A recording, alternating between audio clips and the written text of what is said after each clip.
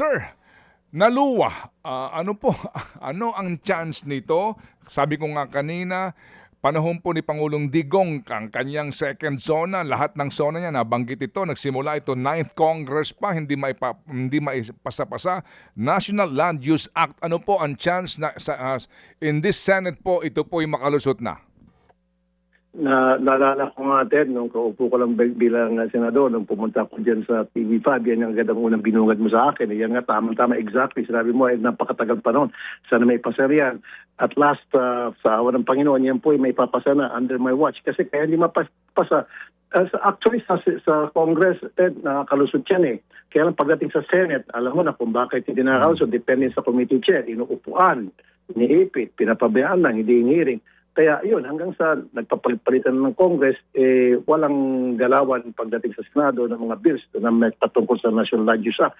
Sa pagsaganang akin, yan po yung umarangkada na. In fact, nag-hearing nga kami nung Friday, and then hopefully by next week, kung magkakaroon ng room, mag-hearing kami. So habang maaari, every week magkakaroon hearing hanggang sa mailalagay na sa second reading and then third reading. Sana before the end of this year, magkakaroon ng third reading.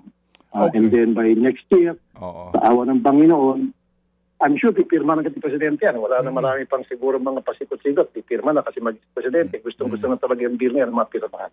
Oh, yes sir, yes sir. So, sir, yung counterpart nyo sa lower house, anong balita nyo? Tapos na sila? Tapos na sila, Ted. Okay na sila. Palagi sa lower house naman, di nagkakaproblema, Ted, ever since eh. Mabilis eh. Pagdating sa Senate, yun nagkakaproblema. Kaya lang, siyempre, magkakaibang version. Meron naman akong version sa akin at meron version sa kanila. Pero siyempre, pagsasamahin na yun, isa lang naman talaga yung layunin noon para magkaroon ng maayos na panatuntunan tingil sa paggamit ng maayos, paggamit ng ating mga lupain. Okay, sige po. So, ngayong 20th Congress, particular po kaninyo by Christmas time, ito po ay makakalusot na ang third and final, and by next year po, hopefully po, no, sa awang kaninyo ng Panginoon, magbabaycam na po kayo para po sa talagang pagbubuo ng batas, no? Yes, at sa nakikita ko po, wala po masyadong mag-ano yan. Wala masyadong haharang. May tinitingnan ko siguro isa o dalawa, baka medyo magkaroon ng konting putol. Pero naipapasayan dahil marami ako nakausap sa mga senador, mga kapwa kong senador, nagiging na gusto rin mapasa.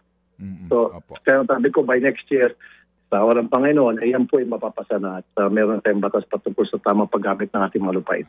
Mga kapatid, patuloy po kayong tumutok sa 105.9 True FM para sa totoong balita, impormasyon, music and entertainment. Mag-subscribe sa aming YouTube channel at podcast at sundan nyo kami sa Facebook, Instagram, X at TikTok sa True Network PH. Bisitahin din po ang aming official website, truefm.ph. At panoorin din kami sa True TV Signal, Channel 19. Kami po ang 105.9 True FM. Laging true sa'yo, kapatid.